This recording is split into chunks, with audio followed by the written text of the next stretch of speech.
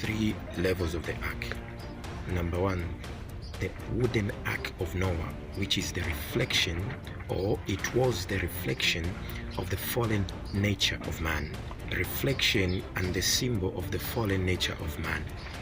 Because when man fell from the glory of God, Adam lost that garment of light, the likeness of the garment of light, the garment of righteousness. It was lost and it was taken from him, meaning the years of eternity were reduced to the number of days according to the nature that he adapted. He lost the garment of light.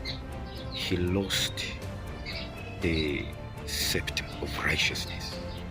So the ark of Noah, it was the symbol of the fallen nature of man, which is Adam's nature. The first man, eternity was in him, so it was dwelling inside the garment of light.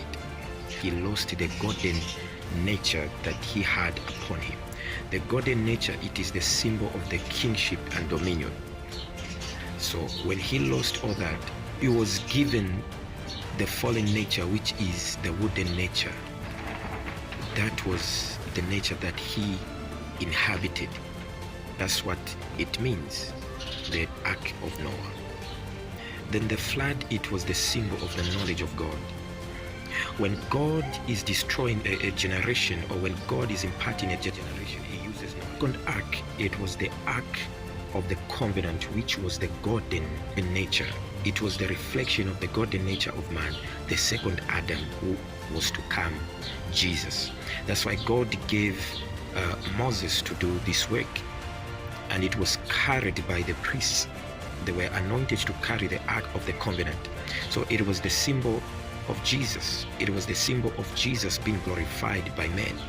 The golden nature, it was the significance of what man lost in the Garden of Eden. So this was the second version of the ark. The first version, it was the ark of Noah, which was the wooden ark, or the wooden nature of man. When you look at the nature and the laws, the principles that govern the wooden nature is that it cannot contain fire for a long time. It burns until it turns into ashes. Days of man inside Adam were reduced of the days of the wooden nature, because the wood cannot contain the fire for a long time. It surely perishes or turns into ashes. The days of man were reduced from eternity, because eternity, nobody can contain the realms of the glory of eternity or the realms of immortality without fire. They must be purified by fire. So fire cannot purify the wood. The wood burns and it turns into ashes.